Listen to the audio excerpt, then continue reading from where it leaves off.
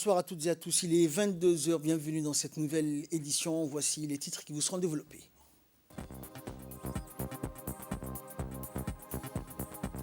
Le président de la République a regagné le pays ce soir après un séjour donc privé en France.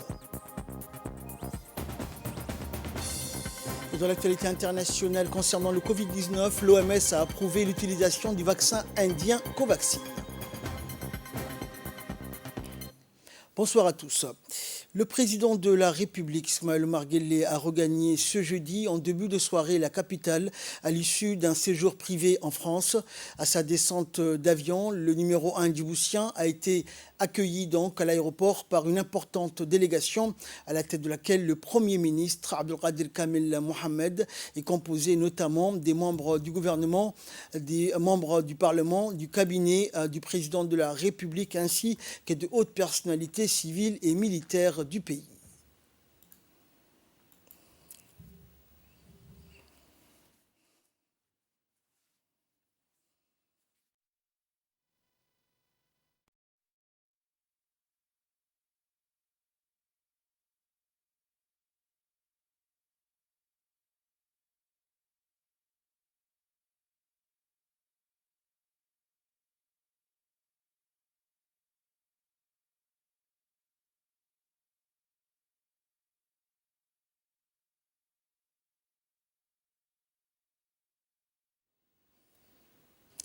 Une délégation de la Banque mondiale composée donc du directeur régional pour la région Moyen-Orient et Afrique du Nord et représentant résident de la Banque mondiale à Djibouti a été reçue par le ministre du Budget Abdelkarim Adencher. Lors de cette visite, le directeur régional de la Banque mondiale a fait le point sur les projets d'infrastructure que notre pays allait pouvoir engager avec le concours de cette honorable institution. Il s'agit notamment du projet Digital Djibouti qui va permettre de jeter les fondations du numérique et qui vise à transformer en profondeur le secteur des télécommunications et des technologies de l'information et de la communication pour permettre au développement d'une économie numérique accessible à un plus grand nombre de citoyens et d'entreprises pour des services de qualité, une connectivité donc à coût réduit et des services numériques locaux accessibles en ligne. Ce projet démarrera donc d'ici le mois de janvier prochain. Et toujours dans le cadre de l'expansion du paiement mobile, le ministre de la Communication chargé des postes et des télécommunications, Radouane Abdullahi Bahdon, a parrainé ce matin une cérémonie de signature de partenariat entre la direction d'Imani et la start-up Dodai au quartier général de celle-ci située à la cité Rodan dans la commune de Balbala. Paraphé par le directeur de Djibouti Telecom, Mohamed Assouibouh, et le directeur de la start-up Yuma Sasaki, la start-up Dodai rejoint elle aussi les partenaires de Djibouti Telecom dans ce nouveau défi donc qu'est la mise en place du porte-monnaie électronique. Ce partenariat qui vise l'innovation va permettre aux utilisateurs des services que propose la start-up djiboutienne Dodai, services qui sont la vente de kits solaires innovants et de haute qualité conçus pour la population djiboutienne qui n'ont pas accès à l'électricité. Ce partenariat vise également à accroître le nombre de ménages n'ayant pas accès à l'électricité grâce au prix abordable de l'offre Pay as you go, un concept qui permet l'acquisition à crédit des kits solaires en offrant un système de paiement flexible, c'est-à-dire que le client effectuera des paiements journaliers à des taux minimisés en fonction de son pouvoir d'achat. Cette cérémonie de signature a vu la participation, outre du ministre de la Communication, du ministre du Travail, Ismaël Ibrahim, de la directrice d'Imani, Hibo Mahmoud, et de l'ambassadeur du Japon à Djibouti.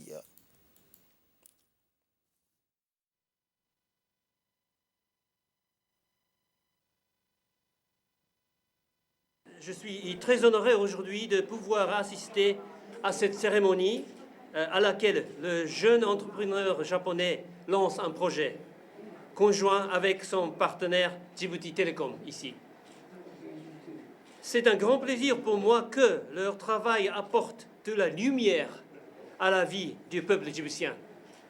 Depuis l'indépendance de la République de Djibouti, le Japon accompagne toujours son peuple. D'ailleurs, jusqu'à aujourd'hui, c'était à travers de l'aide publique au développement apportée le gouvernement du Japon. Je souhaite qu'une collaboration par le secteur privé japonais multiplie à l'avenir. Depuis 1993, le Japon organise le TICAD, Conférence internationale de Tokyo, sur le développement de l'Afrique et continue à soutenir le développement du continent africain. Et de son côté, le ministre de la Communication, Radouane Abdullahi Bahdoun, a déclaré que cette initiative s'inscrivait dans une perspective d'un monde post-Covid-19. On écoute le ministre. Dans le monde post-Covid-19, où les technologies numériques sont amenées à jouer un rôle encore plus déterminant dans le développement socio-économique, la République de Djibouti entend plus que jamais réussir sa transformation digitale indispensable à son essor économique et le maintien de la position de hub technologique de l'Afrique de l'Est, comme indiqué dans notre stratégie nationale, la vision Djibouti 2035. Les technologies de l'information et de la communication sont un moteur pour le développement et occupent aujourd'hui une place essentielle. Une corrélation réelle existe entre le développement du numérique, le niveau d'éducation, d'équipement et de revenus. C'est dans cet objectif que le ministère de la Communication, chargé des postes télécommunications, aux côtés de Djibouti Telecom et d'Imane, œuvre pour la promotion des transactions numériques. Les innovations offrent des possibilités accrues d'amélioration des systèmes de paiement et Djibouti Telecom, avec d'Imane, met à la disposition de nos concitoyens un mode de paiement fonctionnel et accessible. C'est pourquoi le partenariat que Djibouti Telecom d'Imane signe aujourd'hui avec la start-up Dodai est la parfaite illustration que des synergies communes dont l'innovation peut être rendue possible, l'accessibilité à des services de base comme l'énergie à une frange de la population qui en était exclue.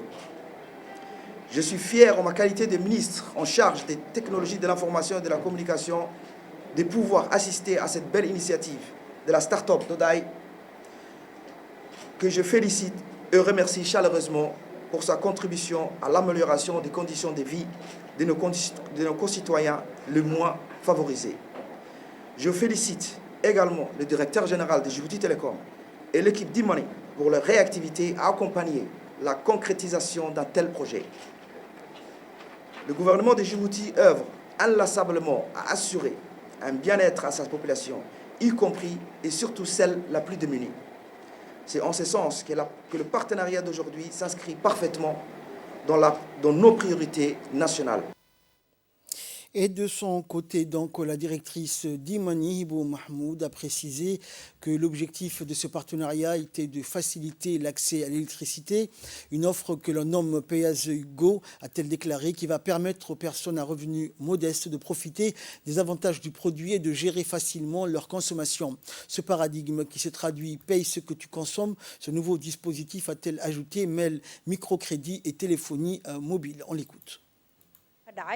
kala saxeexaasi muxuu yahay kala saxeexaasi waxa weeyaan shirkadan xagga afka qalaad lagu dhahdo startup-kan Dodai oo tamarta in kaawiga cadceeda ku socota iyo qalab la socda in magaalada Djibouti imika iib gelin doona ayaa iyo in shirkadda Djibouti Telecom waaxdeedan Imane in ka mas'uulka ahay ay kala saxeexanayeen Imane xaggee hawshan ka soo galaysaa Imane hawshan waxay ka soo galaysaa waxay u fududeynaysaa bulshadii inay ku bixin karaan telefoonkooga oo wixii moneegii elektroonigii ama money numérique afka qalaad lagu oranay ku bixin karaan tug kalena way u fududeynaysaa kale u fududeynaysaa waxay tahay inay dadkaasi ay awoodaan inay ku bixin karaan maalba karaankoogu siduu yahay bishii uun ina laga sugay ay yimaadinay bixiyaan maaha qofku nolol maalmeedkiisii isaga ishabaynaya maalintii kase wuxuu ku soo diri telefoonkiisa wixii itaalkiisa ahaa systemkan technology-ga maanta digitalkan wuxuu fududeynaya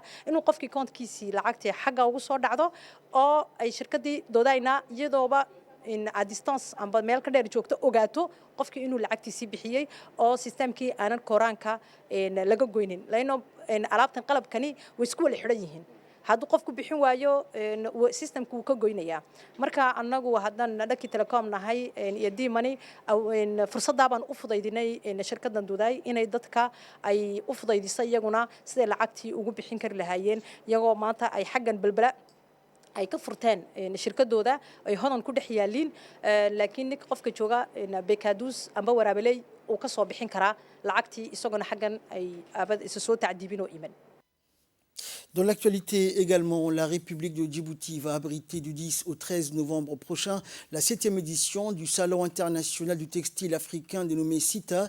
Et c'est la première fois donc que Djibouti compte organiser un événement d'envergure continentale et internationale de ce genre. Écoutons pour plus de précisions le secrétaire général du ministère du Commerce.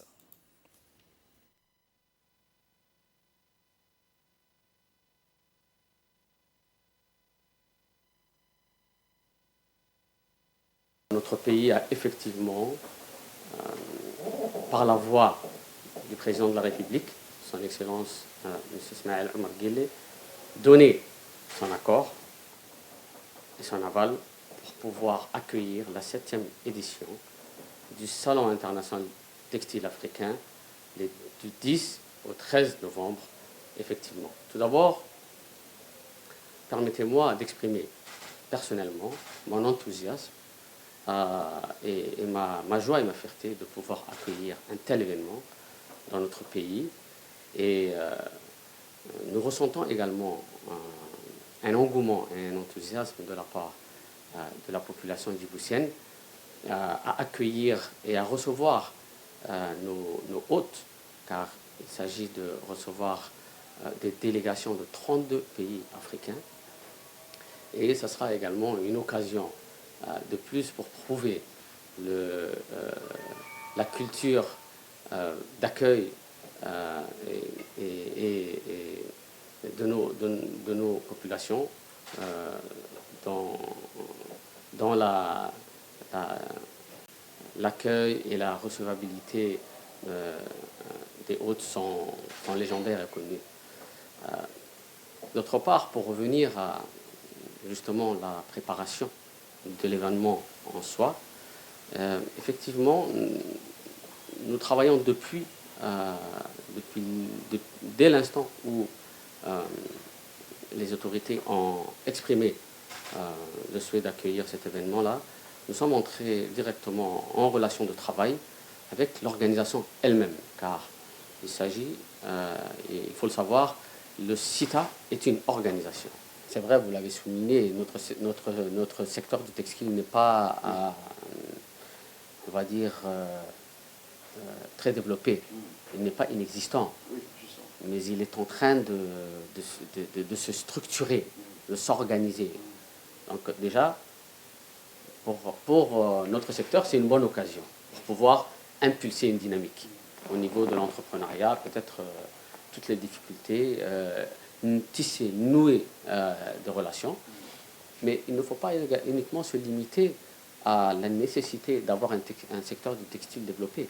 Notre pays est une place commerciale de premier choix. Notre pays est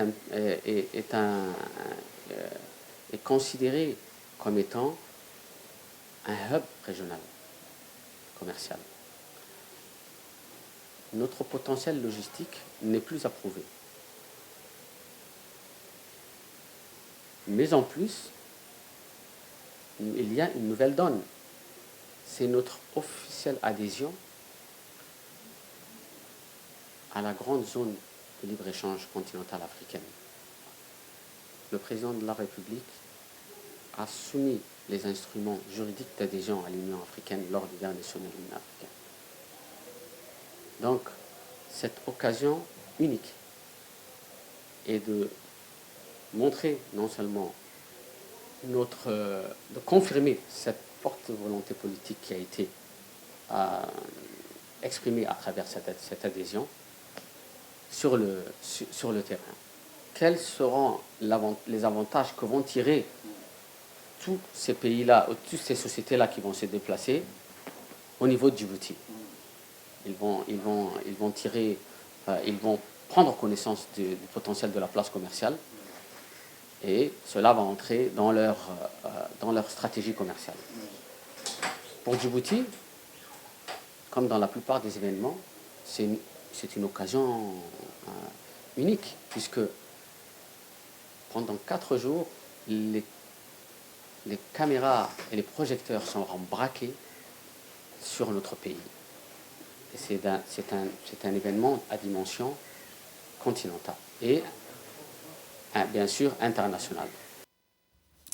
Dans le cadre du projet de lutte contre les mutilations génitales féminines et la santé sexuelle et reproductive financé par le FNUAP, le Fonds des Nations Unies pour la population, l'Union nationale des femmes djiboutiennes, l'UNFD, a organisé des rencontres intercommunautaires les 31 octobre et 1er novembre dernier dans la région de Tadjoura. Des rencontres qui s'inscrivent dans le cadre global du projet de sensibilisation sur les questions des MGF et des violences fondées sur le genre. L'objectif étant donc de contribuer à l'amélioration des connaissances des populations sur les conséquences des mutilations génitales féminines sur les jeunes filles. Ces séances de sensibilisation ont permis un échange fructueux et un débat pertinent autour des questions liées aux mutilations génitales féminines.